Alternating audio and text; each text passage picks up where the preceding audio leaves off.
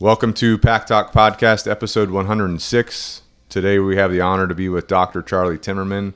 And Dr. Timmerman has been practicing in veterinarian world 52 years, over 50 years. 54. 54 years. So we have quite a lot of experience in one man right here. We're very excited to dig into his experience and what he's learned over time. So Dr. Timmerman, thank you for being here. And let's start off with your background, where you went to school at, and we'll go from there. Yeah, great. I appreciate the opportunity to really get together and talk about a passion of mine, and that's health. Yes, sir. But I graduated from the University of Georgia in 1970 and came to Aiken, and I've been here ever since. Yeah. And I practiced conventional medicine for 52 years. The last 25 years of that is when I started to branch out into looking for better ways we can fix things and heal things in the alternative world. Mm-hmm. And I think, like I said, chiropractic care was what really got me started in that situation, because I took a course with my human chiropractor because he was adjusting dogs. He wanted to learn about animal adjusting, so we took a course together, right? And that's what opened up this brave new world of stuff out there that you can actually use to heal. Yeah. There's so many things. Chinese medicine been around for a long time. It works. It may take longer, but then homotoxicology, where you use homeopathics to fix things. Okay, and so that's been the journey. And then after I retired, I opened up my nutrition business now, trying to make chronically sick dogs better. Yes, sir. Through nutrition. Yes, sir. So if we go back to when you were doing conventional medicine, what would you say is the main difference between conventional medicine and alternative or holistic medicine, which is what you got into? Yeah. Well, I always said there's three things I think that affect health. Mm-hmm. Okay, processed food, vaccines, and drugs. Mm-hmm. If we can eliminate those from our health, we'll be much better off. Really? Yeah. So it's sad, but processed food is bad. Yeah. So, and of course, veterinarians, they promote processed food. And the science diets or prescription diets, all that stuff. So it's a big promotion thing. Mm-hmm. So my game set was trying to start people out as puppies. Let's eat raw food. Let's eat real food. Let's get off of processed stuff. Yeah. And that's where I started about 25 years ago. That's when you started working on that. Years ago, yeah. And then vaccines. Way too many vaccines given for humans and animals, because vaccines last a lifetime, basically.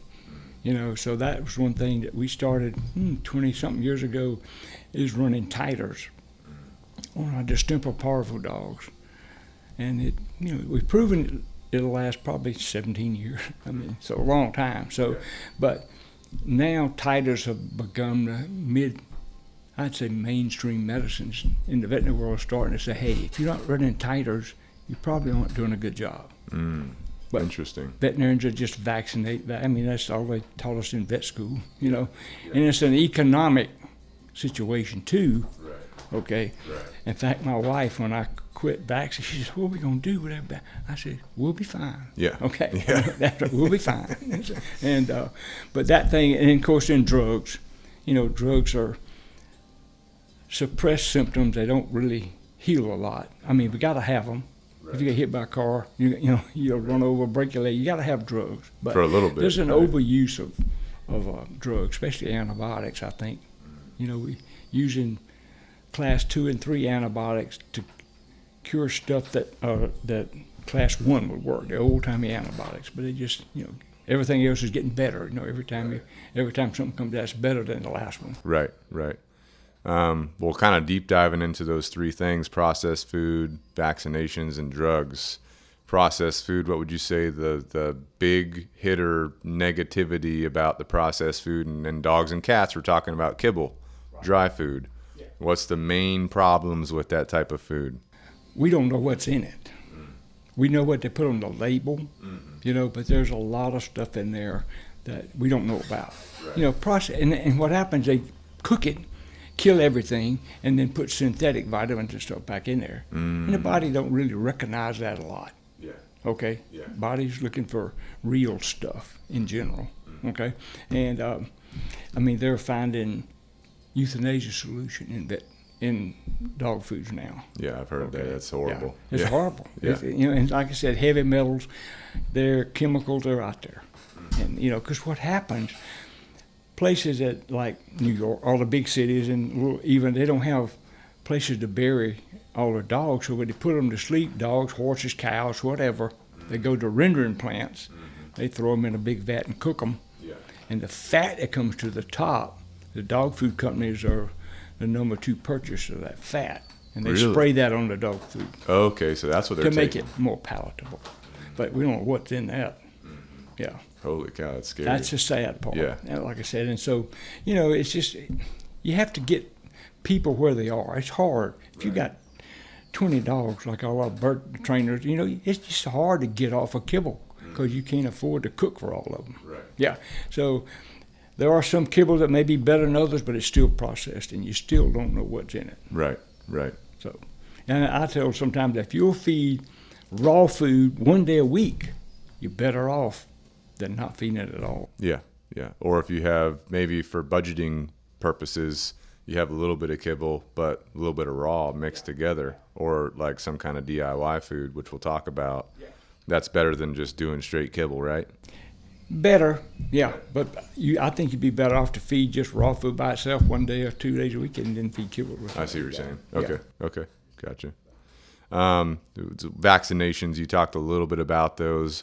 The main ones that people are getting these days, you got the DHPP, you got the Bordetella, you got the rabies. You know, what are your thoughts on those big 3? And then, Right. Well, the Stempa Parvo, you know, those vaccines will last a lifetime. so you get it one You gotta time. have them. You gotta have the puppy stuff. You know, Right. you go through that little series of puppies, and you get the last shot around 16, 18 weeks, and basically they're protected for life if you've got a positive titer, you know, which is just a reaction of the body. Okay. And so we started, like I said, titer in our dogs, you know, at a year old. And if the titer's fine, you don't need another So you shot. just You're test not going to them? make it better. Right. If your titer's here, you know, vaccine's not going to shoot it up anymore.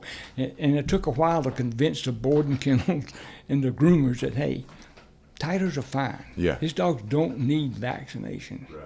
Yeah, so that's one thing that, you know, you have groomers and boarding kennels, which aren't veterinarians, trying to decide what my dog needs. Right. So it Right. took a while, but we convinced them. Yeah. Yeah. Well, so that's the same for Bordetella too, and The kennel cough thing, yeah, that's, you know, sad, kennel cough is not really a preventable disease. Really? You know, there's like 17 different things isolated in kennel cough. You're vaccinating for 2 or 3. So, you know, it's... so you're still going to get some kind of variation of it, No, possibly. yeah, so, you know, that's, but, you know, it's, I guess you'd say, what's the word?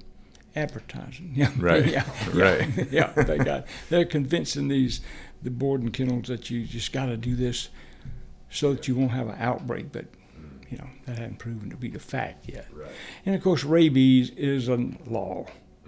It's hard to change laws. Right. You know, but rabies vaccine does last longer than a year. They have a 3-year now. Right. So, and it lasts, you know, all the research, 6, 7, 8 years, you got good protection. I got you. Changing laws ain't gonna happen. Right, You just right. have to. So going back to the Bordetella real quick, let's say someone's dog does get a variation of the kennel cough. Maybe they're not doing Bordetella vaccine. So what's the best way to handle that? You know, It's if their dog has it. just a respiratory thing. You just use some anti-cough medications, maybe a little bit of antibiotic, but you know, it's a self-limiting thing. Yeah. Too. So you they know? will get over it at some point. And yeah. like I said, it's, you know, it's out there. Yeah. Yeah. Yeah. And some boarding kennels have had to shut down, but you know, you know, after you give the vaccine, that thing can transmit to other dogs afterwards for about a week. So, Yeah. yeah. I see what you're saying. But it's just they're dead set on giving it, and so you know, you just have to say, Right. if you don't board your dog, you don't get it groomed. Yeah. Right. Yeah, that's right. If it lives on the farm, lives at home. Yeah, Right, I wouldn't do that. I got you. So these, I think you're saying the word titer, Titer, yeah. Titer. How are you testing for that? How does someone You pull test some that? blood. Okay. And they have tests. You can send it off to the lab, or you can do them in house. Okay. And it just tells you if the dog has a protective titer or not. So someone could ask their vet, they're like, hey, can you titer my dog? See if this is in there. I would rather titer than vaccinate. Instead of vaccinating. That's what I recommend all of our people do. Yeah. And then the third one would be the drugs. Does that include preventatives for you, or preventatives a separate thing? Good question. Drugs, preventative, flea, tick, heartworm, all that stuff there, they have their place. But the flea and tick stuff are mostly neurogenic, and that's where they kill by affecting the neurogenic system of the fleas and ticks. And because there's a lot of stuff out there about people's dogs having seizures and all that stuff. So it's always a possibility, but nothing's 100%. But if you got a flea and tick problem, you don't have any choice. You've got to use it. Yeah. But if you don't have a lot of fleas and ticks, then use it minimally. That's my thought process on that.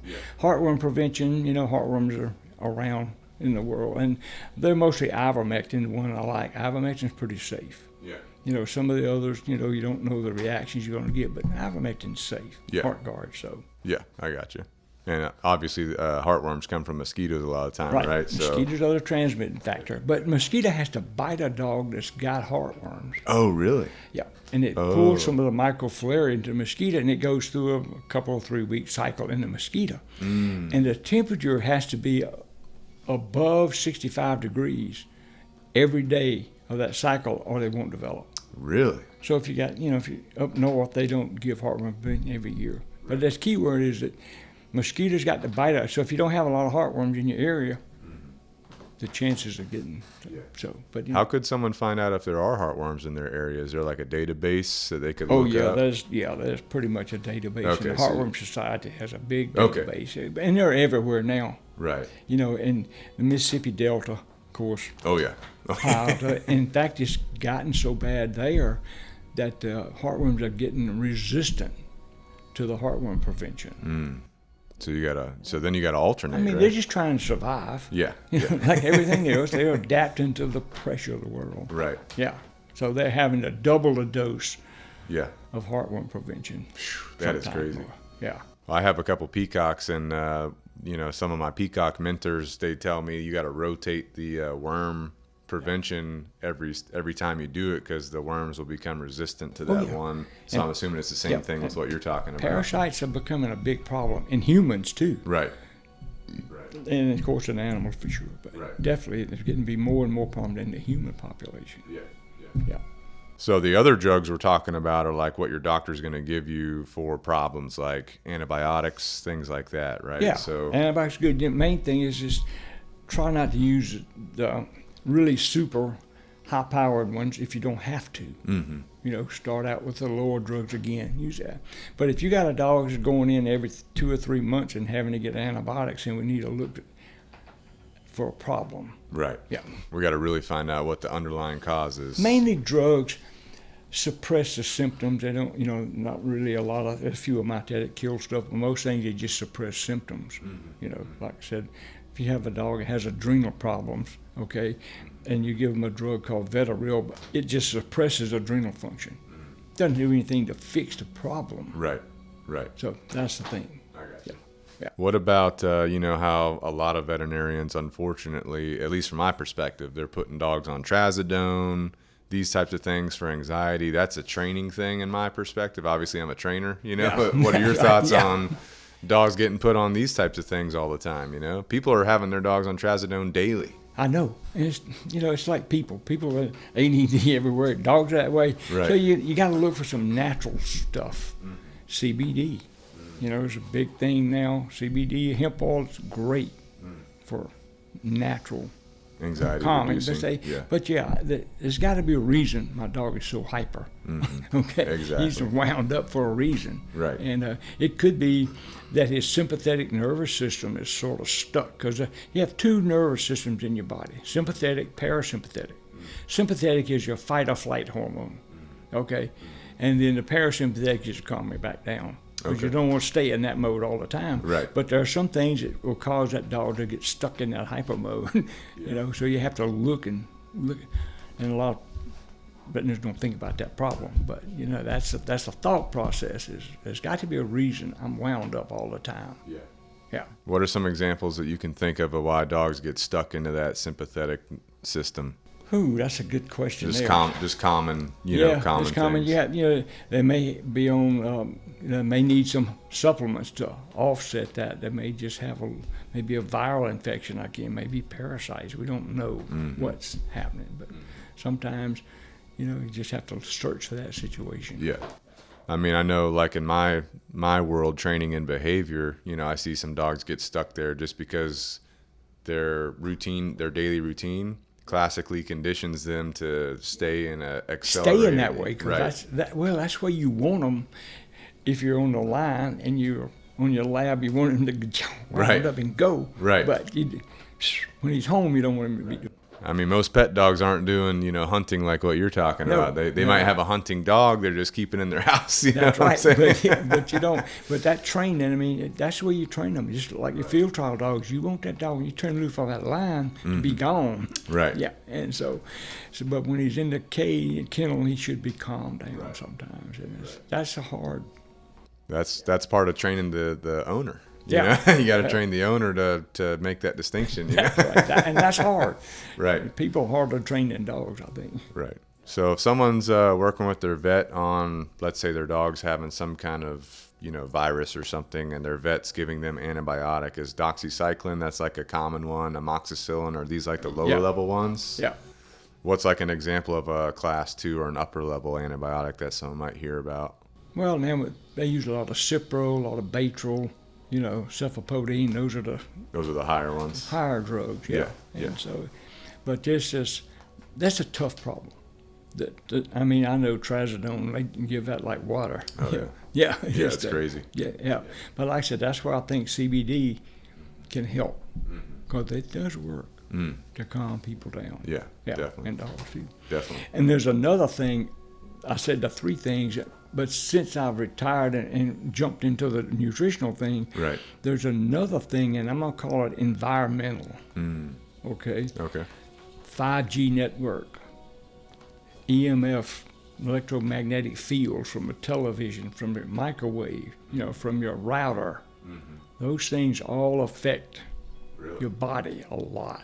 Really? And, and then I'm going to call it the human vibe, okay? Because the new thing I'm thinking about looking into now is the fact that how can we affect our dogs with our mind, okay? I know reading a book called A Psychology of Cancer and Chronic Disease, but there are people that heal themselves of chronic disease and cancer with their mind.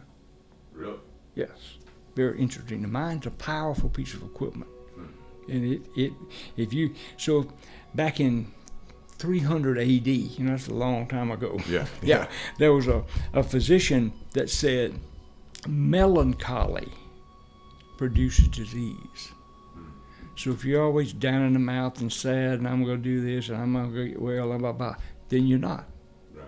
But if you flip over and you are happy and you're excited about life, that causes serotonin to be released, and serotonin is the thing that blocks the NF cells that kill cancer or whatever. Yeah. So That's very interesting. Thousands of people in the world that have spontaneously healed themselves. Right.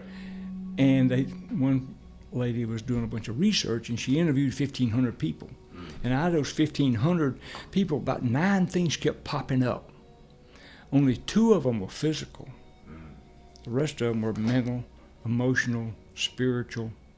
So that's very interesting. So I want to know now, do we affect our dogs with our negative attitudes?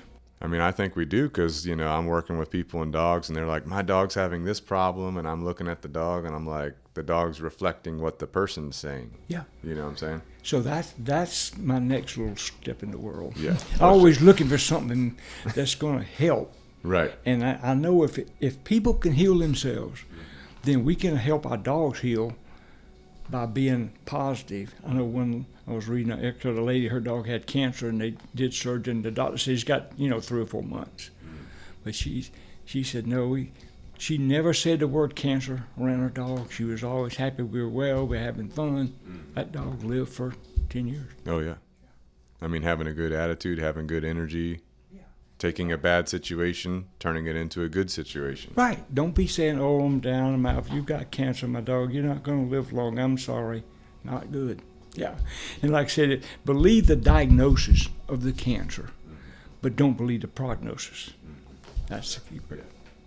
But that's a new thing, and I'm working on how we're going to teach people, because I know I got a couple of dogs, and the dogs are wound up, and so is the person. Yeah. Yeah. I've seen that many times myself. Yeah. So if we can teach the people to be calm. Yeah. Speak to our dogs in a calm manner. That's a lot harder than training a dog, though. Yeah. As you know. But the main thing is don't be negative. Don't be Right. negative. Always be on the upside of life. Right. Just another thought. I'm sure that nutrition plays into that too for the human.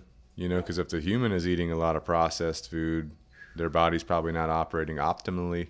Then they're pushing bad energy on their dog. You see what I'm saying? So it all kind of connects the mind, the nutrition, how you're treating your body. Yeah. Right. In fact, the sad part, when I was in conventional medicine, I was talking to people about, eating. I said, I know we're not supposed to eat processed food. And they said, "Oh, yes, we wouldn't do that." I said, "Do you realize kibble is processed?" And their face would get just like, "You're kidding." They never thought about kibble being processed food. Yeah. So just got to get off of it as much as we can. Right. Since we're talking about food, I know on your website you've done some meal plans for people, right, where they can make food at home, crock pot style food. Yep. Can you talk to us a little bit about that and what you've done with that? Yeah, I have a crock pot diet that I got from a lady that practiced in Charleston, to be exact, a long time ago. Okay. And I've had it, and it was funny because I've had that thing forever, and it's been a life changer for a lot of dogs. I mean, literally, but that changed their life.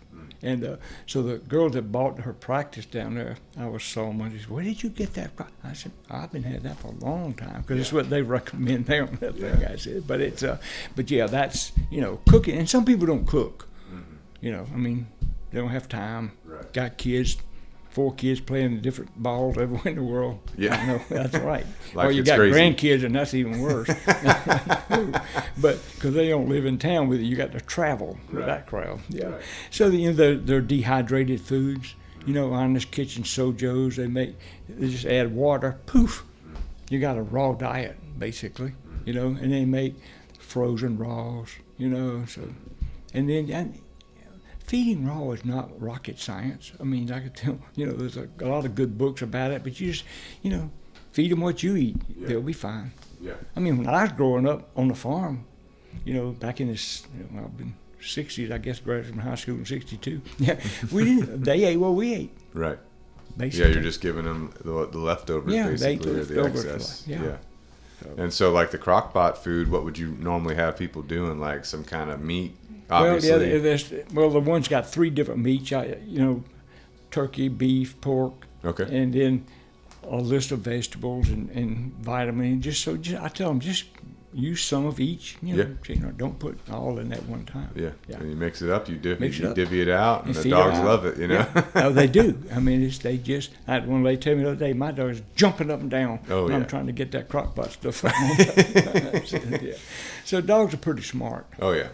Yeah. Well, like I was telling you before we started recording, I got my dogs on the raw diet now from a company called We Feed Raw, where they deliver it to your door. But then I have a bunch of chickens, so I take a chicken egg and I'll put it in their food too. And they love that. Yeah. There's one guy that said if people would feed beef hearts, eggs, and sardines one day a week, their dogs would be healthier. Oh yeah. Yeah, eggs are good. Oh yeah. Yeah. Good for us too. They're not cheap anymore unless you got chickens. You got to get the chickens. That's what you got to do. That's right. Even if you live in city, you got to get a couple hens in your backyard. That's right. Get them going. Got to have some chicken. That's right. Yeah. But sardines got a lot of vitamin omega-3s in there, so that's one thing. Well, people can buy that can. So can someone go to the store, buy some canned sardines, pop water, it, put it in the food? Once, 2 or 3 times a week. Yeah, that'll make a big difference right Put there. it on that kibble. It's going to make that kibble better. Oh, yeah. It ain't going to make it non-processed, but it's going to make it better. Yes, sir. Yes, sir. Absolutely.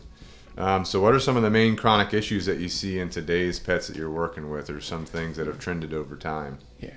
Of course, cancer's a big one. Right. That's just, and skin problems. Skin problem, like allergies. Yeah. It's probably the number one. Really? Reason. That and ear infections. Those 2 things are probably the number 1 and 2 reasons that people go to vet. What are some of the reasons why these are very common, like the skin allergies, for example? Processed food. Processed food. That's right. That's the number 1 thing. I mean, people say it's from the grass, it's from this, it's from that, Yeah, it's possible. I mean, the pollen, all it has, but if you get rid of, it's usually not just one thing. Mm-hmm. But if you get rid of that processed food, then the body's going to have a better way to adjust to the rest of the stuff. I see what you're saying. Yeah, and so, you can just, I put people on the crockpot diet, and within a week or 2, that's going away. Because their body has the optimal nutrition. Right. Now, if it does have an allergy to grass, for example, it can have a chance to process a little bit better. Yeah, right. Because if you suppress that immune system with whatever's in the processed food, vaccines, a lot of times allergies will pop up post-vaccination. That's interesting. Yeah, so that'll tell you, when you do. I got one dog that's coming in here, I think next week. It's going to be that similar problem. It's a little Yorkie that has, not Yorkie, Westie, and they have big skin problems anyway, they have a tendency, so. Yeah. And it's a young dog. And she sent me his record, and he just got vaccinated a couple months ago, and that's usually about the time, 30 to 60 days after rabies are usually the worst. Okay. But some vets, to be honest with you, still give distemper parvo, lepto, bordetella, rabies all at one time. And that is really knocking your immune system at the wazoo. Yeah. So I quit doing that back in my real practice when I started noticing all this, because I did for about 6 months. I went back in my clinic, and every dog that came in sick, I went back and see when they got vaccinated. And 70% of those dogs had been vaccinated 30 to 60 days before. Really? So what I started doing is splitting my vaccines up 6 months apart to help with that situation. Right. And then after a year or so, I just said, well, distemper parvo, all my reading this lasts forever, so we won't do that. We'll just do tighter, so we only did just rabies. Yeah. Right. That makes sense. So, yeah. Well, you see a lot of people, that are doing conventional medicine. They go to their vet. They have skin allergies. Their vet gives them some kind of give a shot of cortisone. Right. Yeah, you'll be they give them a daily about medication or whatever, or a shot, and so that's just a never-ending cycle. Yep. But be then back in a few months and get another one. When they get that medicine or that shot, that dog is now, it's not really helping the problem. Like you said, it's masking the symptoms. Masking the symptoms. Right. So it'll never end. Whereas if that person would invest in a good diet for their dog versus the medicine, you can put that money towards a good diet. You're helping your dog fix themselves, basically. By far. And I always said, pay the dog food people or pay me. What you want to do? Right. That's right. It. Yeah. It makes sense. Yeah. But it's it's just tough. Mm-hmm. Yeah. To change the veterinary world, because they're vaccines. That's just what they teach us in school, and Yeah. It's hard. All my friends. Lord, they couldn't believe we hadn't vaccinated for distemper parvo in I don't know how many years. Oh, yeah. They're like, Charlie's gone crazy. That's right. They said, you got to be kidding me. Right. So, I just quit trying to change them. Right. Yeah. Right. Now, the cancer thing is a big deal. I talked to a lot of dog owners. My dog got cancer. I'm like, in my head, before I was talking to people in the alternative medicine world, I'm like, this is a food-related thing. Yeah, so but it's probably an immune system. In the homeopathic world, there's a chart, and if you start up here at the top with like a skin problem, okay, and then if you don't fix it, things progress, they cross the median line, and cancer is the end result. So you got to try to stop that progress, because cancer's, and there's so many things out there, especially in the processed food world, and like I said, the electromagnetic fields, all that affects the body and your immune system. Right. That's the key word.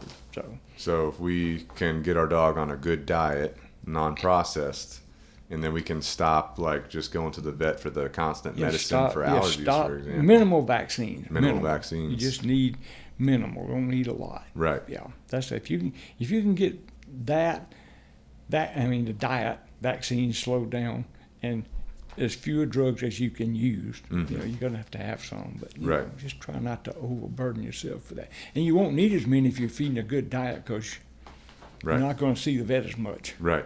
Yeah. Right. And so that would set you up for long-term success, longevity versus having some health problems later. I think that's the number one thing for pet owners is food. Mm. You get on the right diet, mm-hmm. then everything else can fall into place. Right. Right. Talking about the electromagnetic stuff, you keep bringing this up. How is this really affecting the dogs and us? And us. Yeah. A lot more than we know. Mm-hmm. I don't know what they tell us. The 5G network, they've outlawed it in some of the European countries. It's just very rough on your brain. All the cell phones.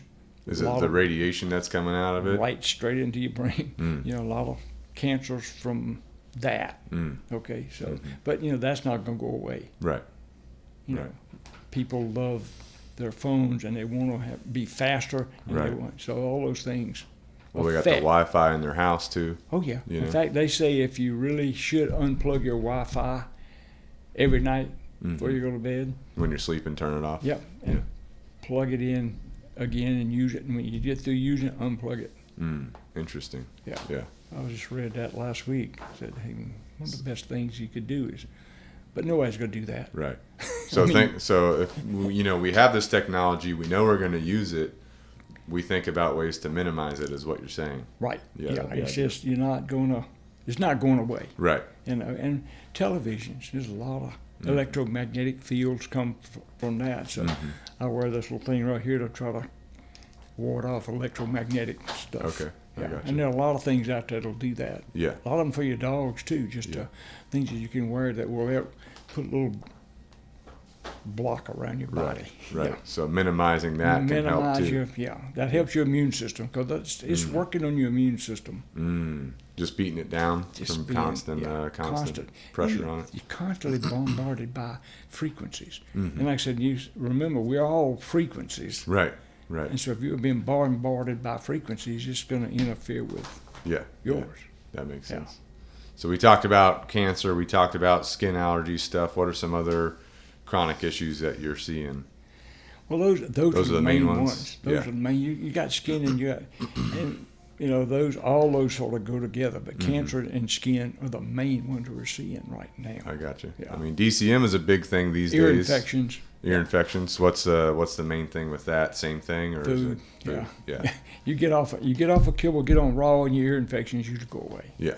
Yeah. What usually causes dogs to have ear infections that are on a bad diet? They get something in their ear, or no, what's it just going comes on? from the inside out. Oh, really? The ear and the skin are dumping grounds for the body. Oh. So what goes in here, the body, they kick it out to the skin. Skin's your biggest organ. Yeah. And the ears are big time. So. Interesting. People think it comes from the outside. Yeah. Come from the inside. I thought that too until you just said that. Holy cow, that's crazy. Right. So if you get on a raw diet, yeah, you're getting clean fuel processed. You don't have all that bad stuff. So exactly. Ear infections usually clear up. Yeah. What about DCM? I know that's something that's coming up these days. It's being talked about more and more. What's going on with that? That's a good question. It's probably easier to diagnose than it used to be. Mm-hmm. That's one thing. Right. And it, it's viral to some degree, maybe. We don't know exactly. Really? What viral, goes on? Could be. I mean, there's so much going on now in the world with COVID. Right. Okay. Right. And the shedding, of the spike protein. Right. In the humans is really bad. Mm-hmm. I'm worried about what it's doing to our dogs because I know the shedding going into our dog world from the humans. So I don't know. That's another. Yeah. That's another thought process thing I have to work on because I know in humans it's really bad. Yeah. They're having a really bad problem with all the spike protein from the vaccines in the human world. Yeah. So with DCM, we know that the heart is expanding. That's the main symptom of it, right? Yep. And it's pushing all the other organs and congesting the chest cavity. Yeah. And they had that thing about grain-free diets, Right. calling, Right. but that was a hoax, and that was a big article when it came out, but then the retraction was about this big. Right. That's the way it always is, you know. But what happened? The dog food companies got cheap.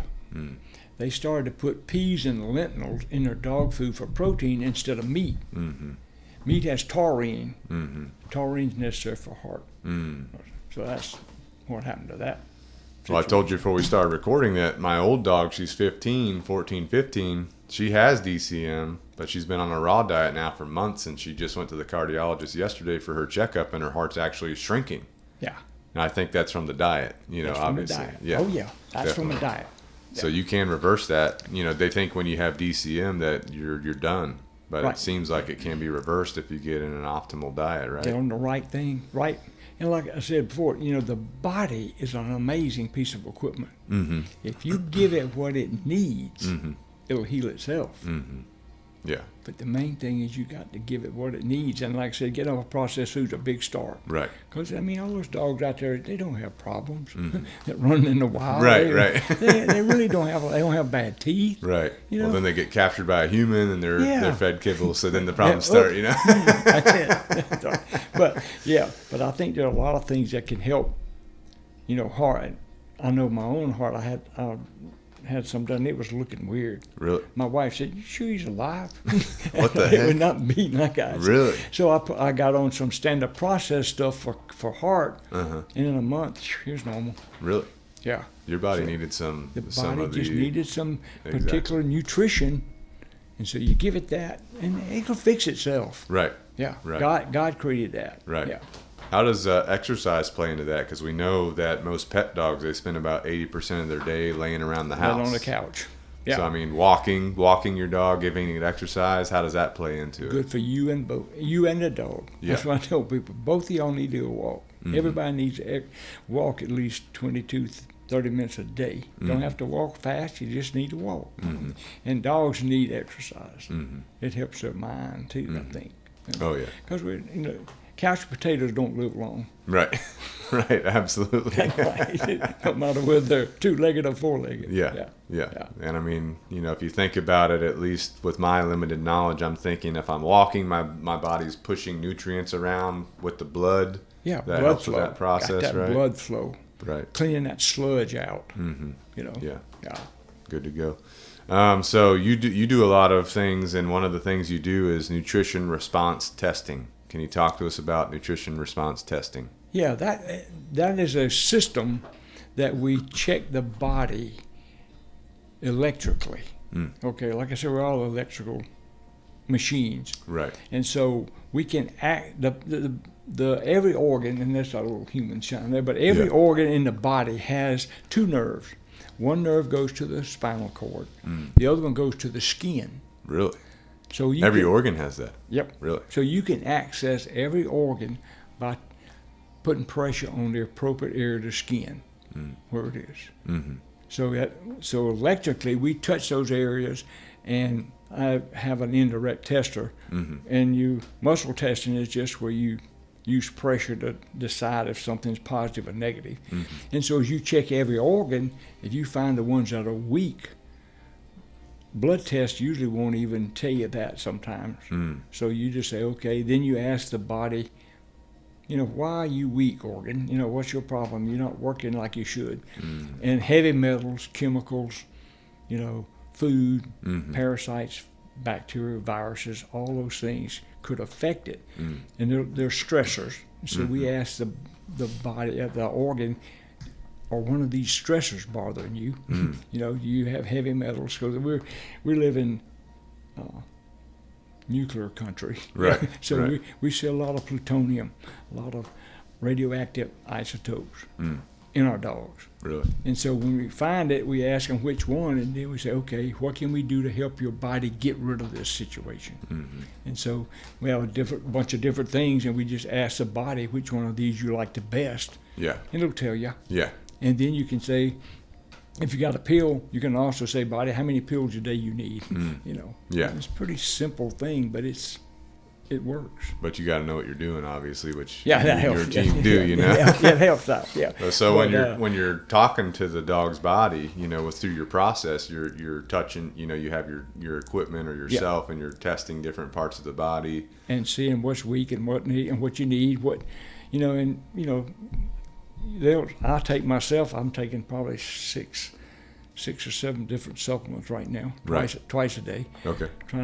My chiropractor's trying to Get some get things my body working. cleaned out. Right. Right. Said a lot of abuse over the years. Yeah. Oh yeah. Especially in your line of work. Yeah, You there's know? a lot of abuse. Yeah, but it's but that, and then you check those dogs every, you know, month or so, adjust their dose if they need it. Some change, because sometimes they don't need it, the same stuff all the time. So, Right. Yeah, but it's fun. Then you can kind of optimize the dog, I'm assuming, to where the dog is operating on its own once it gets over that problem, right? Probably, yep. And then we just check them every 6 or 8 months, 12 months, just to make sure they're holding. You know? But the main thing is just getting them off processed foods, and it's hard. Yeah. Yeah. But they're getting better and better. I think people don't want to eat processed food now. They're getting smarter, and then now they're understanding maybe my dog don't need to be eating this either. Right. Exactly. Yeah, Well, I think the difficulty with that for most people is the budget, because obviously when you're feeding a whole food, it's that's right. a little bit more expensive because it's quality. Yeah. And then it can be a little bit more difficult to prepare versus just having the kibble where you just scoop it, you dump it. Scoop it, throw it in the thing. I got to go. It's time. Yeah, I don't have Right. time to soak Honest Kitchen for 3 minutes. Yeah, Right. But Honest Kitchen is a dehydrated one. I try to start people on that one because it's easy. You know, just scoop out a little bit and Water. put in 3 times more. A 10-pound box of Honest Kitchen makes 40 pounds of food, Okay. Yeah. and it's like 80 something bucks. You Yeah. can't buy good dog food hardly for 80 out of the bag. Right. Right. So. Yeah. Good point right there for Yeah, sure. it's just so it's really not as, and it's probably cheaper to feed raw. Most people tell me that after being on it, this is cheaper. Well, in the long run, because In they the have long less run. problems. Have you less know? problems, and it doesn't cost as much as you would think. Right. Yeah. Right. Absolutely. But it's time consuming. Yeah. Yeah. Absolutely. That's right. So they bring their dog in, you know, they go through the testing process. You're looking at everything. You're like, all right, your dog needs a little bit of support here. So you guide them on what they need specifically. Right. Right. Put that on that, and the sad part is it's the dog doesn't get well in a hurry. Okay, it's going to take a while. Right. And that's some people, you know, don't have a while. Right. They want to get well tomorrow. Right. Yeah. And Well, but that really doesn't happen with chronic stuff. So. Yeah. But people are getting better. We Yeah. just keep working. Yeah. Well, we were talking about that before we were recording as well, as how we live in society that wants everything right now. Yeah. So they bring their dog to you. My dog's having this problem. I want you to fix it right now. Yeah. And you're having to educate that person and get them to understand that this takes time. This takes time. Right. Yeah. And like I said, we didn't get sick overnight. Right. You know, this dog's had a chronic issue now for years. We Right. don't really know. And that, of course, where I'm at now, that's the thing, because I don't treat any disease. I don't diagnose anything. I'm just treating the body. Right.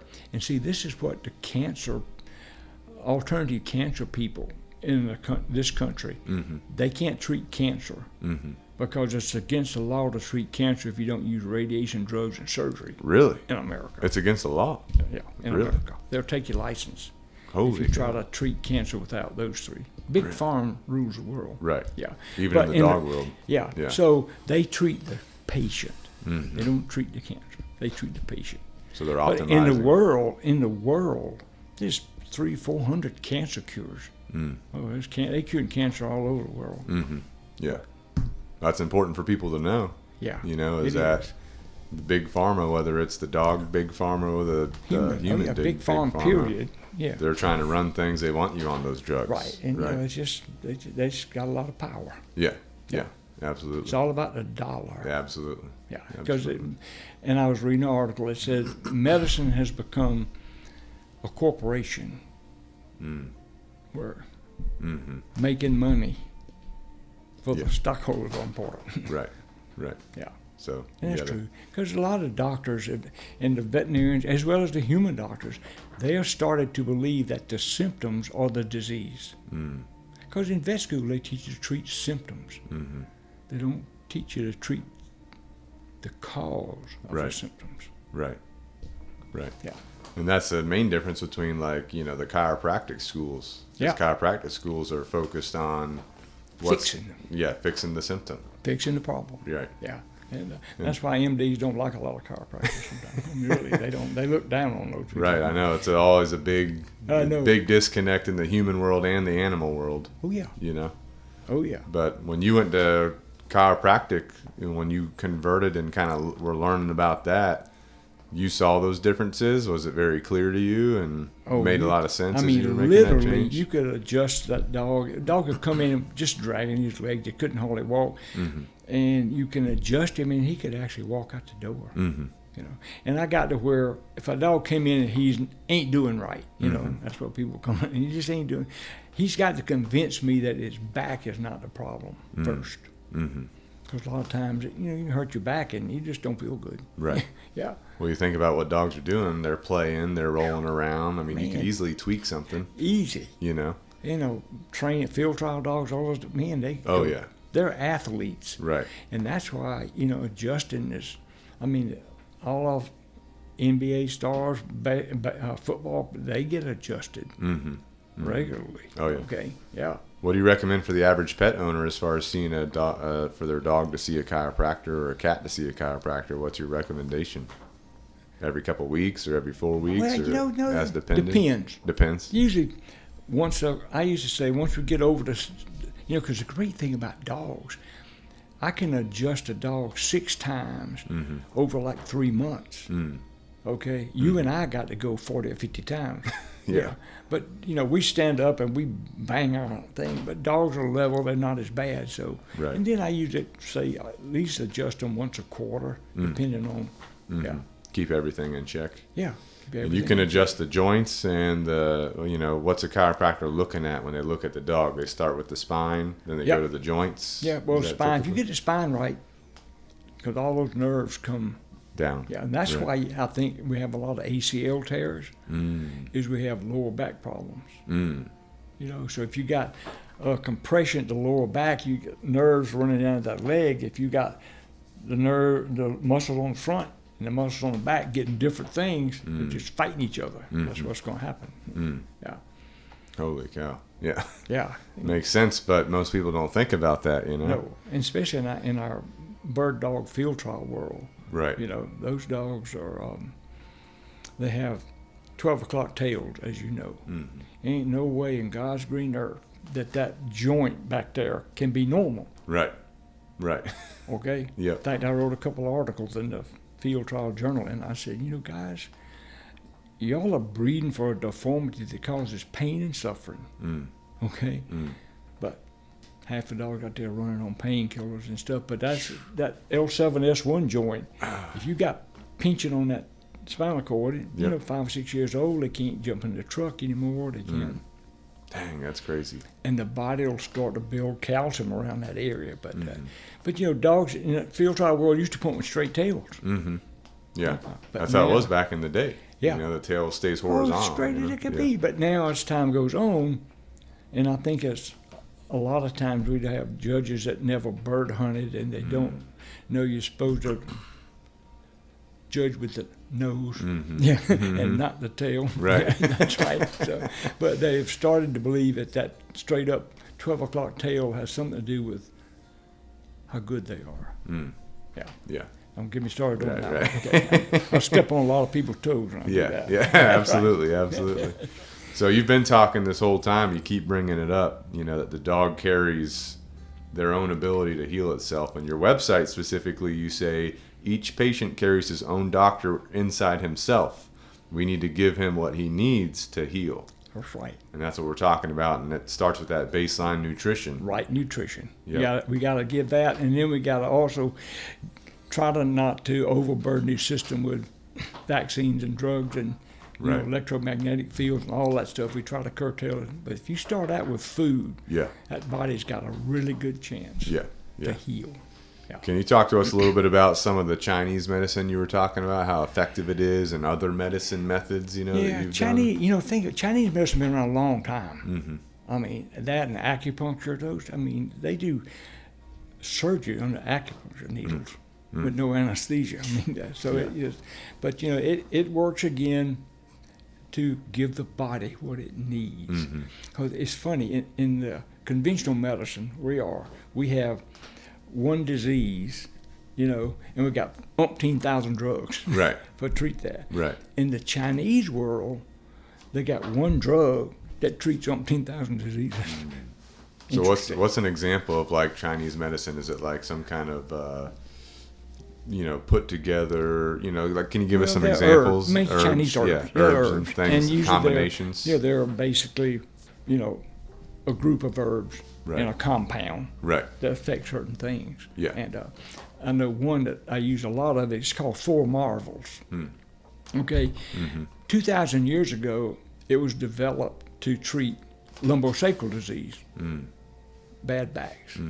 But now we use it to treat mainly adrenal problems because it affects everything. So it's one of those things that you got one drug and it treats a bunch of different things. Right. Yeah. And But it's all definitely Chinese herbs put together a lot. Sometimes they have single herbs, but most of the time they're a combination of things. Yeah. And all these herbs are naturally found, right? It's not like synthetically made like a lot of medicines are, so it's natural things. In fact, one guy in Wyoming, I think it was Wyoming, he worked for the wildlife, and his job was to keep up with the wild mustangs, what they're doing, watch it. And he kept noticing these horses would go 10, 15 miles to eat one plant. Really? Yeah, he said. So he started taking those plants and going back and he started an herb company. Oh, really? That's what it did. But he said this horse would go travel and eat one plant. They know where to go. They know what it does. They know how to help themselves. They know what they need. Yeah. And so he started an herb company. Now we make. That is crazy. Yeah. It's simple. But He said, yeah. Right. But he said, and the wild animals know what they need. Yeah, they'll eat certain grasses. Yeah. Are there any other type of like alternative methods that you found other than Chinese medicine, and obviously chiropractic and things like this? Well, and homeopathy, it's going back forever. What is that? That's just where you use a homeopathic. It's not a drug; it's just a thing. Yeah. And you give that the classic homeopathy people. They'll give one remedy. And they'll see if that works. And if that don't work in a few days, we'll give another one. Right. But most of vets don't have that much time. Really, and people either. They're trying to get it done quick. Yeah.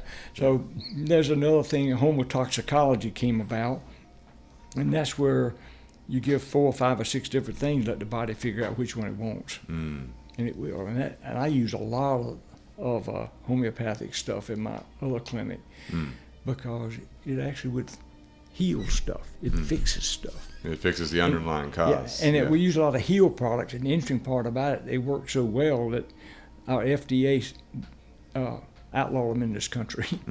Really? Yeah. That's crazy. Well, they're doing that because they want big pharma to be making the money. Is that right? Yeah. You can't make money off of it. But I know in Germany, these things are made in Germany, and there's like 40 different remedies for heart problems and blood pressure. But you're not going to hear about it. They outlawed that. I don't know, the Krebs cycle. Yeah. Every cell, the Krebs cycle is our energy producing cycle inside the cells. And one vial of the homotoxicology had about 10 or 12 things, but it had every component of the Krebs cycle. Every component. Yeah. And that's one of the ones that's what made them outlaw. Oh, this is a drug. Yeah. So they classified them as drugs and outlawed them in this country. Yeah. Yeah. Well, like one of the common injuries that dogs will have is like the ACL tear that you mentioned, right? Yeah. And that's a very common thing, and people are doing surgeries for that. Obviously, if the ligament tears, you're going to have to... You got to fix it. You got to fix it, and then you can heal it. Is there a way to enhance healing in dogs? Like in humans, they're talking about peptides and these other things. Yeah, well... Anything for like that for dogs? I didn't mention this earlier, but the laser, the red light. Cold laser or red laser? Cold laser. Yeah, they make cold lasers. They make hot heat. The ones that they use in the veterinary world mostly are heat They're red lights, but they're mostly have heat involved in it. Oh, because that's bringing blood to the Yep, site, bring it right? all The in heat there. brings the blood there. Yeah. And but the cold lasers, basically, the red light is a frequency again. Okay, so you have different frequencies. So you just set that laser for whatever frequency you want. If you want to look at it, you want to work on the spine, you set it for spinal frequencies. Okay. And it works on the spine. If you want to do muscle, scars, all kinds of things. But that has been amazing as to what the red light will do. And so those frequencies, what is that? It just helps the body move things to that area? Is that what to improve healing? Blood flow, nutrients, and nutrition to that thing. Yeah. So I mean, a lot of people. What's the price range on those go for? I think it probably depends on the quality that you get. Probably $25,000-$30,000 usually. Holy cow! Yeah. But if you have a vet or a chiropractic center that has that, you could probably and use most that vets therapy. have a laser now. Oh, really? It just works. Yeah. Yeah. It just works. So most veterinarians have one. Is there like a frequency, like let's say someone's dog has an ACL tear, ACL injury? Yep. What's the frequency they should be using a laser on that to try and improve? It depends on the laser, but the one I use, we have ACL frequencies. Okay. In fact, my buddy in Texas, he quit doing surgeries. He just lasers all of them. Really? Yeah. Even but if you got a tear, if it's complete, you're not going to make that thing go back together. Right. Okay. Right. But if it's a partial tear, which I'd say a lot of them are, okay, and you still got movement in the joint, but it's still got some attachment. Right. Then you can use a laser. We do a lot of prolotherapy, okay, that's where you inject concentrated glucose solution into the joint. Really? Glucose stimulates that ligament to Interesting. get back together. Yeah. Yeah, do a lot of that. So you can avoid, like if your dog has a partial tear, you could do these methods to increase that. And hopefully prevent surgery. Right. Yeah. Right. So you give them a shot about once every month for a couple months, and laser with it, and that'll enhance it. A lot of changes with that. With the proper nutrition too. You got to feed them right, so they got that baseline. Good. Nutrition's always good. Right.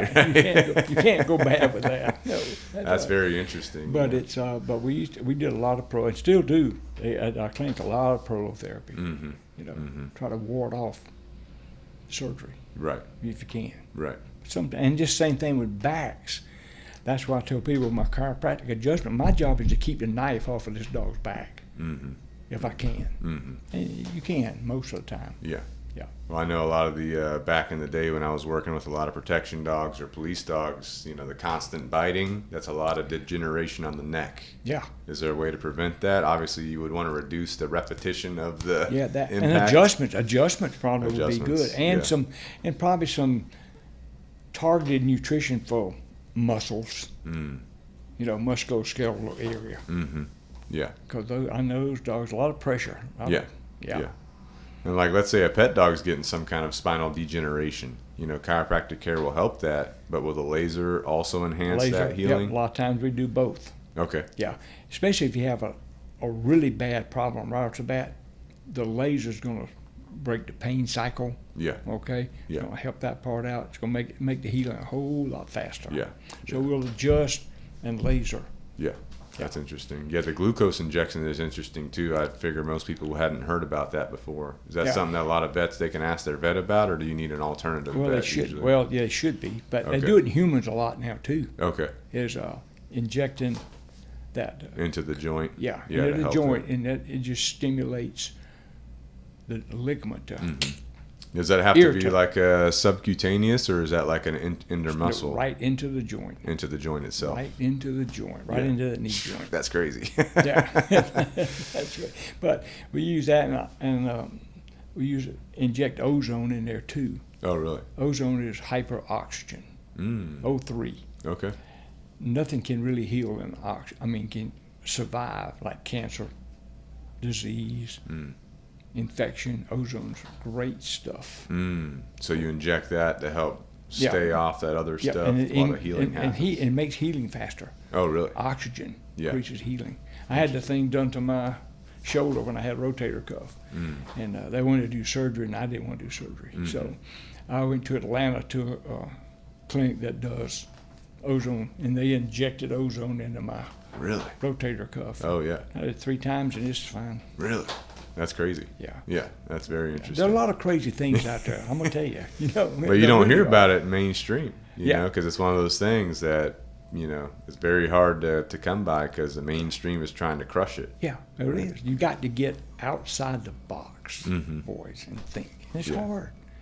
There's no training to get outside the box. Right. The training to stay inside the box and do what we say. Right. Yeah. Are there like resources that an average pet owner could find to try and find some of these alternative methods? Or Oh yeah, you type in the websites and Google knows everything. Yeah, just Google it and Right. you'll find some alternative there are methods. there are a lot of websites out there that really. Right.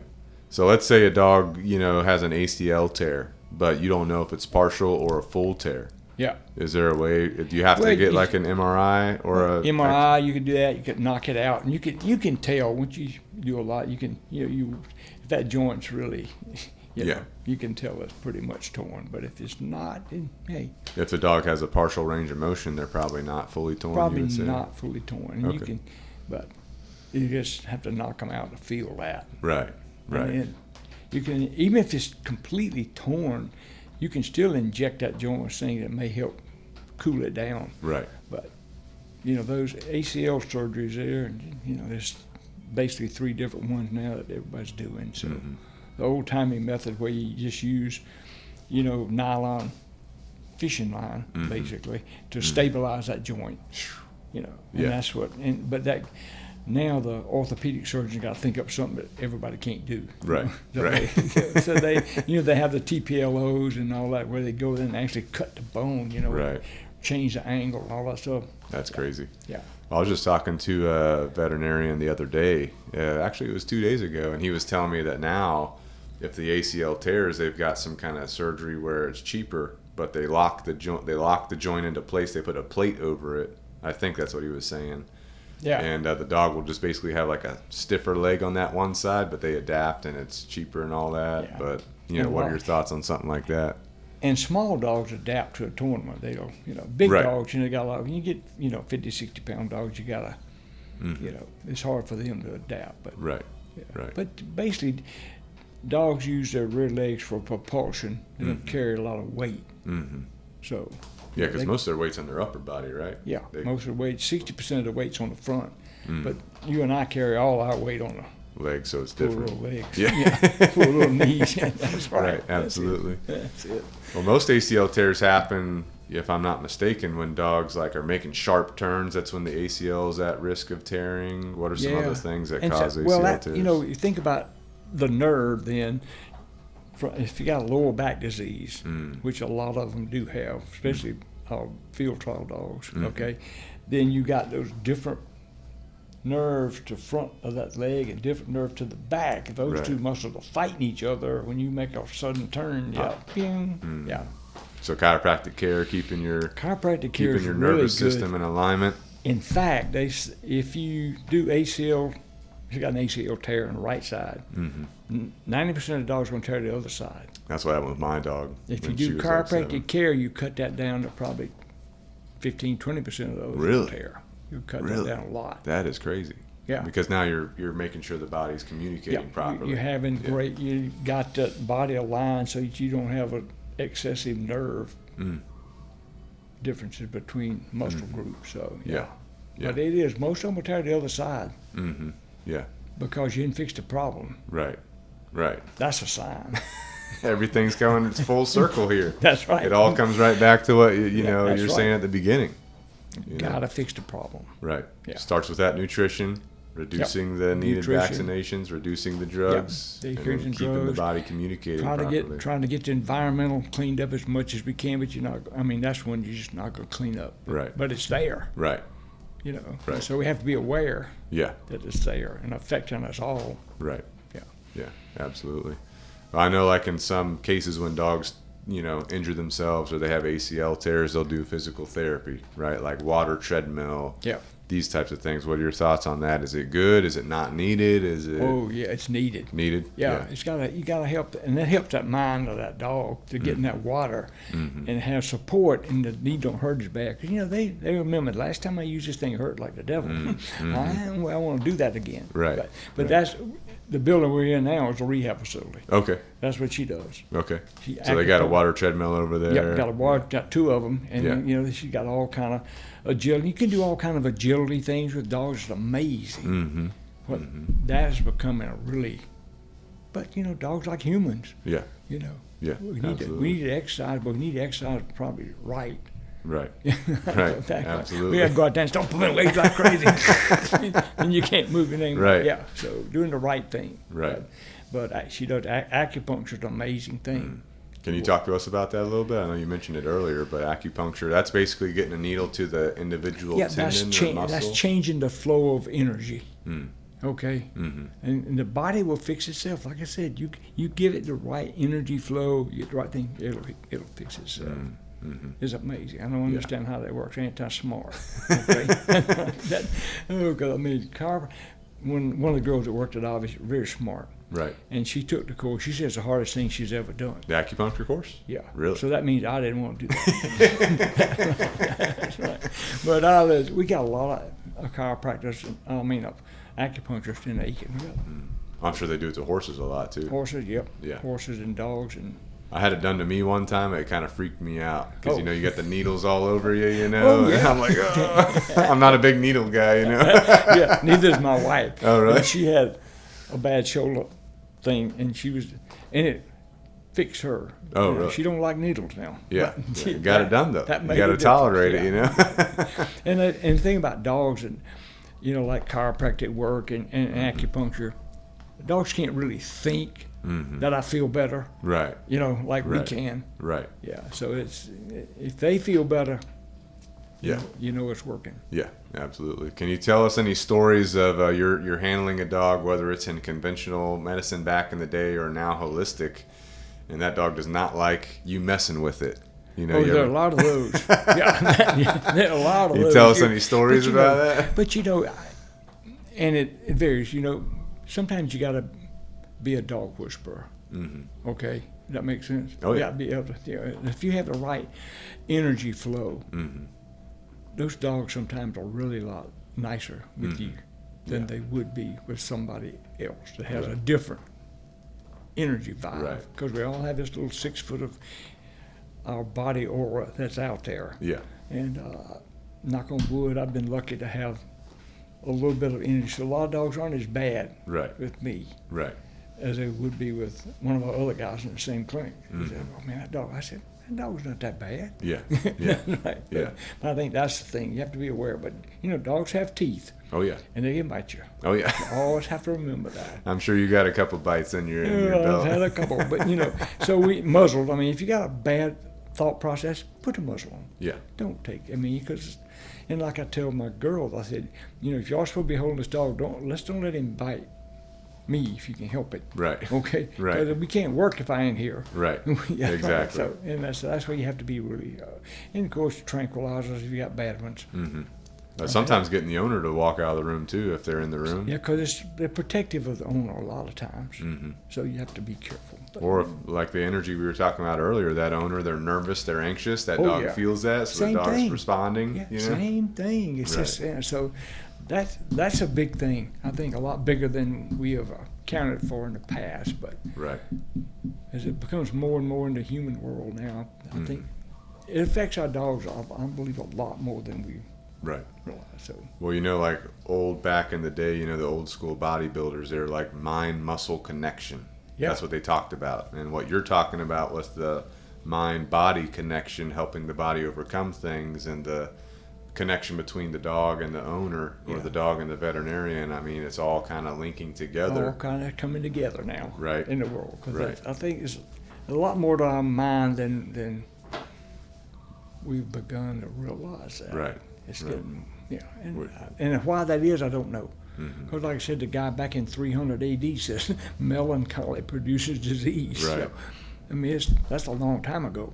Well, if you're thinking like in a depressed mindset, doesn't your body respond to that by producing certain endorphins well, and it things? produces less serotonin, and serotonin is the, I guess, the chemical that produces anti.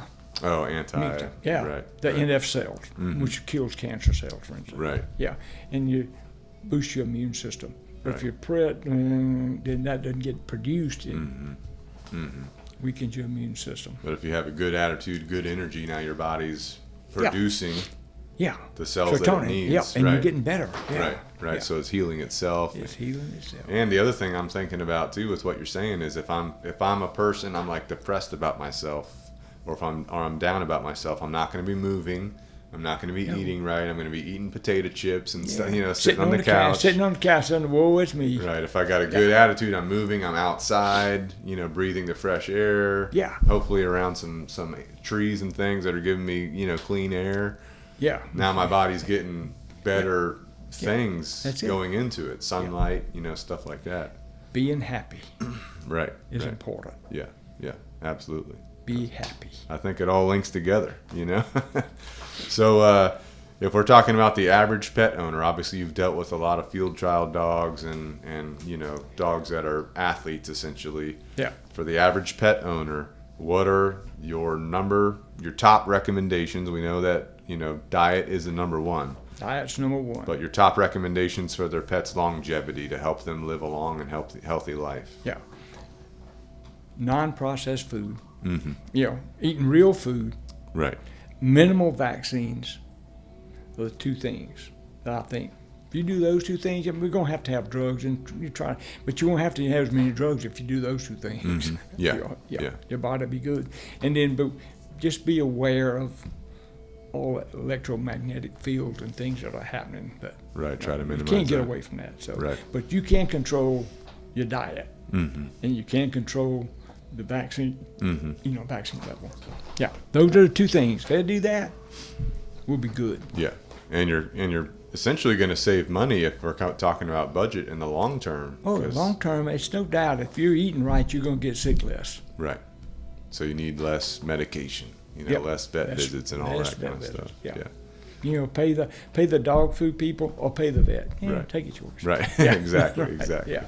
Now, if someone has a vet and they're talking, like maybe they listen to this podcast, they listen to what you're saying, they're like, hey, I want to make these changes. Maybe they talk to their vet, and their vet's like, well, you don't want to be on a raw diet because the bacteria. You don't want to be on a raw diet because it's not good for your dog. What would you say in that case? Find another vet. Yeah. Find a vet that, because you are in charge of your animal. Mm-hmm. The vet's not. Right. It's your job. Mm-hmm. You're the caregiver. Mm-hmm. You're in charge of what goes there. Yeah. And the vet, if he don't want to agree with that, if he thinks he's the boss and he decides what's best, then find another one. Right. Yeah. Right. Simple. Yeah. Yeah. I mean, if you can't have a normal conversation with your vet, I think that's a problem. Right. Yeah. If you don't want to vaccinate your dog, there's no law says I got to give distemper every year. Right. There's no law. Right. No, that's right. So I don't want to do that. Yeah. And if he doesn't agree with that, Mm-hmm. you say, okay, no problem. Right. Thank you very much. Or if they ask for a titer, I've never heard of that honestly myself. So like if I ask my vet, hey, can I do a titer this year to see if I even need this? Yeah. If they say no, that would be kind of a red flag. Let me go see another vet That's right. that would be Yeah. able to do that. That's right. They pull that blood and send it off to Antec. They send blood off to Antec, to the labs All the time. Just Yeah. send that titer right off, and they'll. Yeah.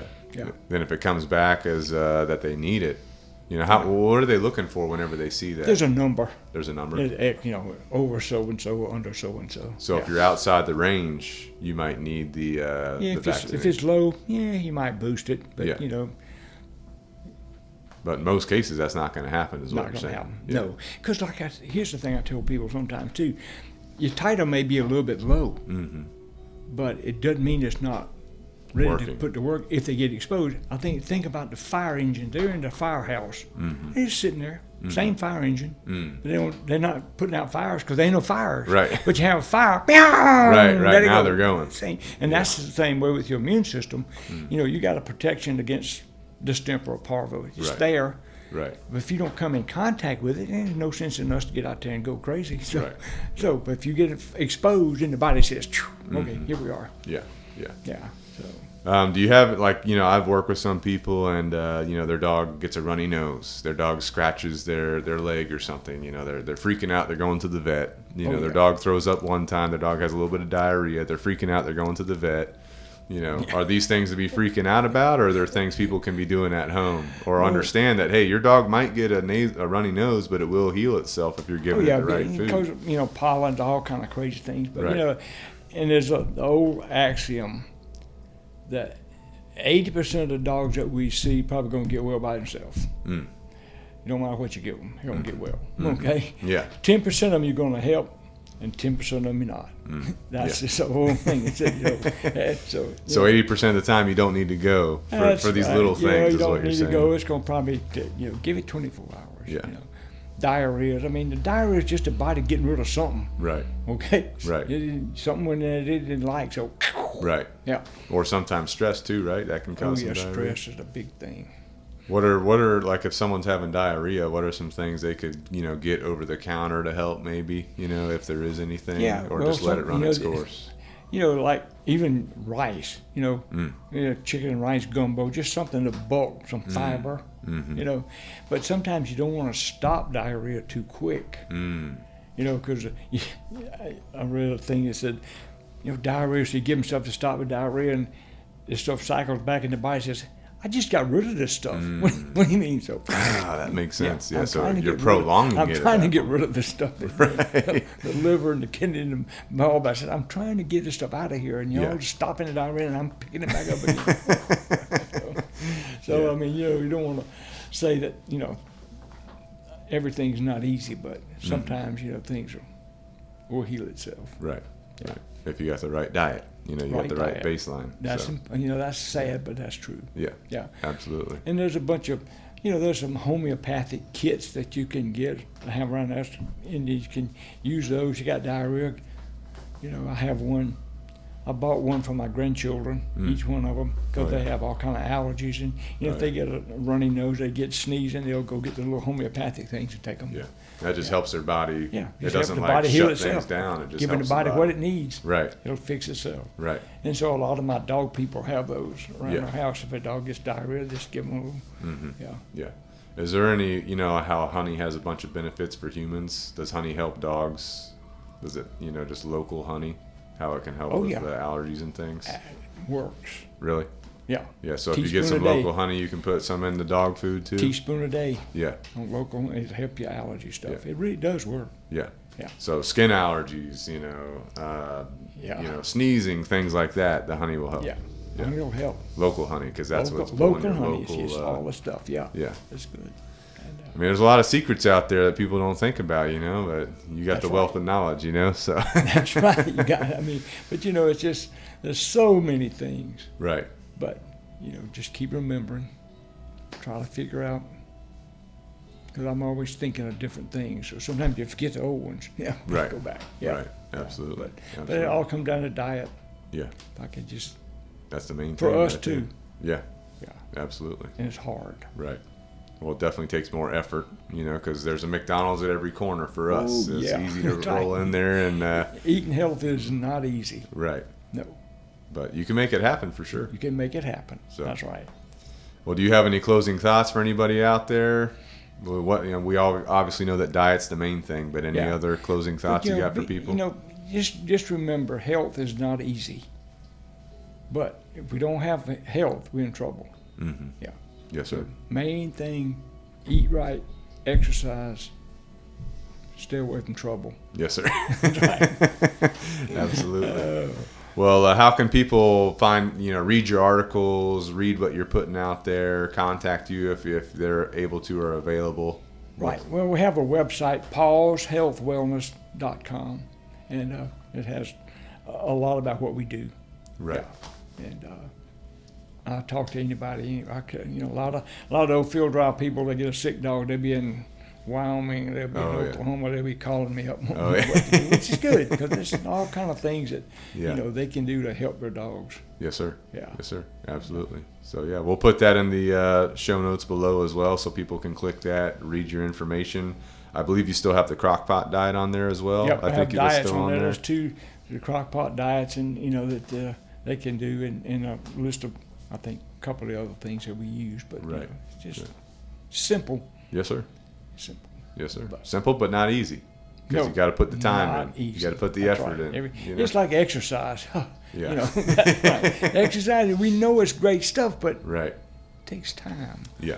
That's right. Well, I know for me, I like, you know, like I'll eat my breakfast, for example. My dogs will be eating their breakfast. After that, we'll go out, we'll take a moderate walk, you know, not high strenuous work, just moderate Yeah, walk. just moderate. You know, and we do that after every meal, and that I know that makes me feel good. Yeah. I feel like it makes them feel good. Yeah. But we know that there's a risk of, if you do strenuous exercise after you eat, for dogs, isn't that a risk of bloat? So you would not want to go into strenuous exercise. Not after eating. Like Right. only before. Yeah. Right. That's what But I'm they can do like a moderate walk after they eat. Oh, No, yeah. they'll be Moderate, fine. No that risk. won't hurt. As long as they're not jumping and flipping and Yeah. make that stomach go round and round. Mhm. Yeah, that's the thing. That'd be horrible. Yeah. Have you seen a lot of that in your? Seen it. Yeah. It's tough. Yeah. Yeah. Most of it, you know, happens late at night Mm. because people feed their dogs and then they turn them out and let them exercise and Mm. then put them in a crate and go to bed. Mm-hmm. And or they'll be watching TV and you'll get a telephone call about 10:30. You know, my dog doesn't seem to be feeling good. I don't know. He's just antsy. Mm. Yeah, and then that's My goodness. So about it's, the time it usually happens. You know. so they feed, like, you know, they get home from work, they feed their dog dinner, they let him out in the yard, the dog's running around, the run stomach around, twists and the stomach over. just flips and they don't. Ugh. You know, that takes a while for that thing to. Oof. So, you know, if that's 7, 8 o'clock, then by 10:30 or so, Mm-hmm. they're sitting there watching TV, and Yeah. or if they've gone to bed and the dog's in the crate, they don't even know about it. Mm. You find them dead in the morning. Oh my gosh. A lot of boarding kennels have that happen sometimes. you know, Really? they'll- Yeah. Yeah, but most of them now don't feed and let exercise. Exercise, then feed. Right. You Right. know, that's So the best way to prevent that is to not get them running, jumping, high intensity things Yeah. right after they after eat. food. Yeah, Right. That's stay away from that. Yeah. And you know, and a lot of times too, I don't know. I think once a day feeding is a good idea. Really? I was going to ask you that next. What's your preference on the feeding Yeah, schedule? once a day is good. That gives the body time to, and I think fasting, at least one day a week, is a good idea. Really? Yeah, fasting, the Bible says, is good medicine. So yeah, Because it's getting the body to get give rid the body of stuff. time to regenerate itself, clean itself out. Mhm. Yeah, Yeah. and that's why feeding once a day you can have helps with weight loss sometimes, just like intermittent fasting. You know, Mhm. for people. Right. You know, and so if you just feed your dog once a day, then he has 16 24 hours, 20, hours, yeah, or 15, close. 18, 20 hours Yeah. to not ingest food and not increase his insulin level. Mm. Because that's what happens when you eat. Your insulin level goes up. Right. Insulin's a fat storing hormone, Mm. so it starts storing fat. Mm-hmm. So best way to burn fats, just don't eat. Mm. Keep your insulin level down. Interesting. Your body will burn fat. Yeah. So you just take, like, if someone's feeding 2 meals a day, you just take all that, you put it into one Put meal, one so meal, it's a bigger yeah. meal. Yeah, and that's what I try to tell people. You know, and overweight dogs. I mean, that's maybe we can do some intermittent fasting. Mhm. You know, feed them once a day and just. Mm-hmm. You know, in intermittent fasting, you know, you eat, you have a window, and Right. you eat. Right. But outside that window, you can only drink black coffee and water. Right. Right. And so That's a mental challenge too, it's you a know. mental challenge. Yeah, and with the dogs, it's even worse. Yeah. Because people, they used to give them treats every time they go Oh, outside. yeah. You have to stop that at noon. Yeah. Yeah. Yeah. Well, that's a problem with today's world is obese dogs, Oh yeah. and that's bringing a lot of health problems itself. A lot. And a lot of it is that we probably feed them too much. Right. You know, Right. because I usually tell people to feed less than the dog food bag says, because Mhm. they do sell dog food. Oh yeah. More you feed, the happier they are. Oh, absolutely. Yeah, and so that and trying to do some type of just intermittent fasting type stuff. Yeah. Yeah. Yeah. If someone's looking at their pet, you know, just with visual inspection, when they're looking at the dog, what, you know, are they looking at to see that the dog's at a healthy weight versus being obese? What are they looking for? Well, I want to feel their ribs, Mm-hmm. but not see them. Mm. Okay, and I want to see a little bit of Tuck. Stomach tuck. back at the back. A little Yeah. bit of tummy. But main thing is you don't run your hand down that dog's side, and you want to feel every rib, but you don't want to see them now. Okay. But you want to feel them. Okay. Get a little fat covering over That's- there. that's the main hard thing. to find. Yeah. Yeah. And that's what I tell people. That's a good thing. You want that rib where you can feel them. Mm-hmm. You can't feel them, that's a little bit too much. Yeah, that's it. Or if you can stick your finger in between them, that's too little. That's right. So then you got to increase the food. Like you don't want to see them. Right. But you want to, Right. I'd rather see them than not see them, but yeah, that's right. Well, I think that, like what you said with the constant giving your dog treats and things like that. Oh, yeah. Be careful the treats you're giving your dog, too. Oh, yeah. The milk bones, not necessarily a good thing. Yeah, right? no, but the small milk bone right. got 40-something calories in it. Really? The big one's got about 250. Yeah. So if you ain't supposed to give it 700 calories a day, you're getting 4 milk bones. That's a lot of calories. You're going over the limit. What's your preferred treat? Just freeze-dried raw or something like that? Freeze-dried raw is good. I tell people, green beans, frozen green beans. Mm-hmm. A lot of times we just put green beans on the food and they lose weight. It's just a big fiber. Oh yeah, because it's filling, but it's not. Dogs don't care how much you give them; just give me something. Right. That's right.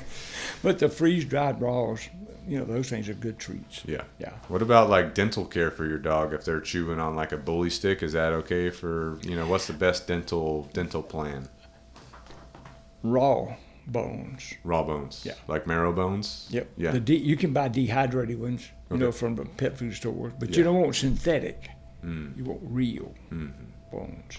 With the marrow still in there, or does it not matter? Doesn't matter. The dehydrated ones, they just cook them and right. So raw ones are messy. Yeah. Yeah. People don't like that. My wife didn't like it when I fed our dogs with raw bones in the house. So you have to think about that. That's why the dehydrated ones help. I got you. But we know rawhide is a bad thing. So definitely no rawhide. Not processed like it is. Yeah. Absolutely. But the main thing is just stay away from processed, whatever it is. Raw bones are fine. People don't realize that dogs maybe eat raw bones every day. As long as it's not cooked, you have a pretty good chance of the thing being digested. Yeah. Absolutely. Nothing's ever 100%. So. Right. Yeah. Absolutely. Well, thank you, Dr. Timmerman. Do you have any other, subjects or things you think would be useful for someone listening, or that pretty much covers it? Well, we cover a lot. We cover a lot. Yeah, we did. We know the basis, though. Yeah. The diet, the vaccinations, the medications. That's the key word is diet and minimal vaccines, and that'll rule out a lot of the other, help a lot of the other stuff. Yeah. You don't have to visit your vet near as much. Then if you can find a chiropractor that's close to you. Yeah. That was a challenge for me at first because I was stationed in California for a while. That's how I got into dog chiropractic because they're big out there. But then I moved back to Somerville area. And not many. It was hard to find one, but I got one. I know of 2 in the area now. Oh, who are they? One is Dr. Rob Levesky, I think is his last name. And the other one is Dr. Ann Tame, and they do a lot of horses, but they also do dogs and cats too. They in Somerville? They're in Somerville, yeah. Good to know, because they're hard to find. Right. But I try to tell my friends, go learn to do chiropractic. It would help your business like you would not believe. It'd be a great way to grow your business. Yeah. Absolutely, that's a good idea. Yeah. And what's a typical, canine chiropractic school? What's that like? Well, they have courses. The one I took was called VOM, stands for Veterinary Orthopedic Manipulation. Okay. Okay. Yeah. And we use an activator. Okay. Yep. So there's two chiropractic schools, activator and manual. They both work. Activator's just easier. Yeah. Because you can use this. It's like a baby jackhammer. Right. Okay. And you put it on each spine and get it back into place. Yeah. Well, it actually doesn't move it as much as it puts a force of energy there that affects that spinal cord. I got you. It's amazing. That's what my chiropractor uses on me all the time. Oh, yeah. That thing right there is, like I said, that is probably the most exciting thing I've done in veterinary medicine. Yeah. Well, I know there's some issues like chiropractors, like you shouldn't be using the activator. You should be using, it's like a thing in the chiropractic world, right? Yeah. And the human, and especially in the veterinary world. Yeah. Never argue with people. Right. That don't know as much as you do. Right. Exactly. That's my thought process. Exactly. Don't try to convince people you're right. Yeah. You can't do that. Yes, sir. But that would be, it's just a simple thing. Yeah. Yeah. A lot of people don't know about it. And you can do no harm with that particular instrument. It's very interesting. Yeah. Well, the chiropractors that are working on the horses, man, that's a big animal. you know, to be adjusting. I used to do. I only adjust horses for my friends. Okay. Horses have no respect for your body. Well, I was going to say, they're so big, if they get upset and they crush you up against a wall of a stall or something. No respect for your body whatsoever. Yeah. Yeah, that's right. So. Well, they're like, you know, a giant dog. So, I mean. Yeah. with little brains. But they'll bite you too, won't they? Horses, if they get upset with you, they got teeth. You ever had a horse try to bite you? Oh yeah. They get upset with you. They try to bite you. They kick you. They kick you, throw you. You don't mind being in the back. Yeah, that's right. crazy, man. Yeah, but we got a lot of horses in Aiken. So. Yeah, I mean Aiken is big horse country. You got world renowned horses here. You know, so they definitely need the care that they need. Yeah. You know, especially at the high performance they're doing too. Yeah. Yeah. They're athletes. Yeah. Yeah. Absolutely. So we have a lot of acupuncturists and a lot of chiropractors that work on the horse crowd. Yep. Yeah. Good to go. Yeah.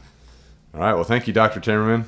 And if anyone wants to reach out to Doc, we'll put the link below to his website. You guys can read that. Get the crock pot diet. You can start with that. Get on the raw food train. Yep. Get on the food train. Right. That's right. And I appreciate it. It was fun. Yes, sir. Yes, sir. Thank you very much. We appreciate it. I appreciate it. And with that, we just finished meeting with Dr. Timmerman. Over 54 years in the veterinary world.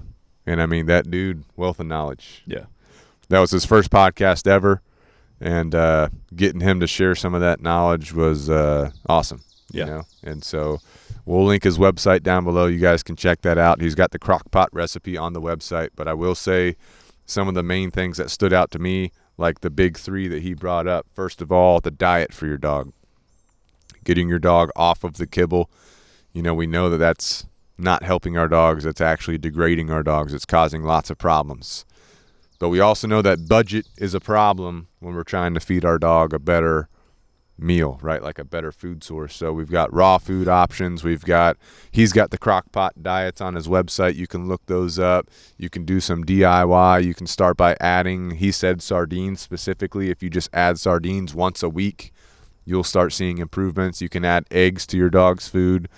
So all this type of stuff, there is a way to start enhancing your dog's diet. So definitely look into that. Start thinking about ways you can start making that change. Then he brought up vaccinations. So, you know, I really liked how he brought up the titering of the dog's blood to see if you need to add in any vaccination, but minimizing the vaccinations that your dog's receiving. And he also brought up Bordetella, how that actually only covers 2 strands of the kennel cough, the sneezing viruses. There's so many strands out there, you're not going to hit them all, which I think is important to know. So that starts me thinking it's not even worth it. Yeah. Not even worth it, you know. And then drugs, you know, minimizing the drugs that our dogs are getting, you know, old school antibiotics for severe viruses like amoxicillin, doxycycline, he said are good, right? But if you're starting to use excessive newer antibiotics or trazodone, things like this, not good ideas for our dogs. Right. So those 3 big things, if we can modify those, you know, I think we'll be getting our dogs on the right path to be optimized. And I think those reflect to us as well. Mm-hmm. We optimize our own diet, stop eating so much processed food, reduce vaccinations, and reduce drugs. I think we'll be optimizing ourselves as well. Yeah.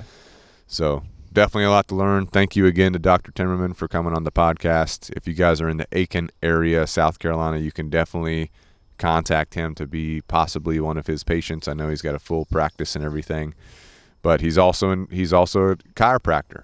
And he did say the chiropractic will help your dog. Yeah. So we have some chiropractors local to us in South Carolina, so you can reach out to us if you want their contact info. But I definitely recommend wherever you are at, reaching out, trying to find a canine chiropractor or maybe an equine chiropractor that can work on your dog, or even a human chiropractor that's open to working on your dog or cat. I think you'll see benefit from that as well. Yep.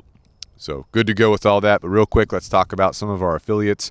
First of all, we've got Canine Revolution Dog Training. We're here to support you and your dog no matter where you are, right? Whether you're East Coast, West Coast, middle of the United States, outside the United States. We've helped many people outside the United States. Just reach out to us, info@caninerevolutiondogtraining.com. Phone number 843-213-2676. We've got board and train programs. We've got private lessons, virtual lessons, consultations. We can help you out. All right. Excuse me. We've also got Canine Revolution Apparel. So if you'd like to represent and wear the Canine Revolution logo, you can go to the link below, or Canine Revolution Apparel on Amazon. Get you a logo shirt. Get you a good to go shirt. Get you a mug, a hoodie, a beanie, whatever you want. We've got the Iron Revolution gym line. So if you like working out, you like getting after it, you can get the Iron Revolution shirts. We got the tank tops. It's about to be summer for most of the world, so you can get you a tank top and represent no matter where you're at. All right, our other affiliate, we've got JOCKOFUEL, JOCKOFUEL.com. Use the discount code Canine Revolution for 10% off. That's where you're going to get supplements to fill nutritional gaps in your diet. So that's your protein, that's your energy drinks, clean energy, your greens, creatine, fish oil, all the above, right? Testosterone support if you need that. Good to go. Yeah. All right. So JOCKOFUEL.com, discount code Canine Revolution, 10% off. CanineSuperSupplements.com, you've got the joint support, which is going to help support your dog's joints. You've got the multivitamin, which is going to help support your dog's immunity and overall bodily functions. You've got the puppy formula, good for puppies, good for adult dogs as well, and the weight gainer, if you need some support helping your dog put on some muscle or gaining proper weight, you can add that to their food. All right. All ingredients are whole ingredients. They're good for your dog. No fillers, no BS. All right. So check that out. CanineSuperSupplements.com, discount code Canine Revolution. Last but not least, we've got We Feed Raw. We talked with Dr. Timmerman about getting your dog on an optimal diet. We Feed Raw has formulated their food specifically for your dog, making sure that it's nutritionally balanced. Whole prey in the We Feed Raw. It's got organ meat, muscle meat, meaty bone ground up, and added vitamins and minerals as your dog needs them. So you go on to WeFeedRaw.com, sign up for a meal plan, put in the discount code Canine Revolution to get 25% off, and they're going to deliver the food to you at the interval that your dog needs it to support your dog. We know that budget is a concern when it comes to food and supplements, and with us and with our dogs. So if you can't make it happen to get your dog on 100% raw, at least get him on 25% raw, get that topper going on top of your food. You're going to see great benefit from that, and that's something that Dr. Timmerman talked about in today's episode, as you know. But again, WeFeedRaw.com, discount code Canine Revolution for 25% off your meal plan. All right, again, if you guys need support, reach out to us. Okay, we've got YouTube channels for Canine Revolution Dog Training and Pack Talk Podcast.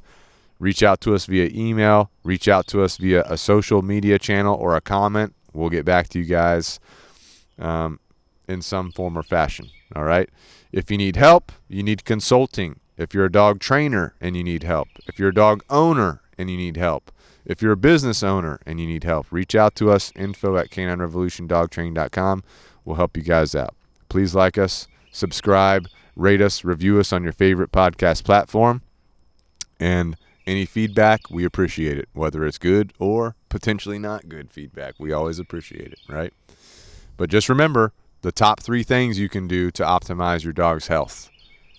Diet, reduced vaccinations, reduced drug exposure. All right? And until next time, this is Pack Talk Podcast.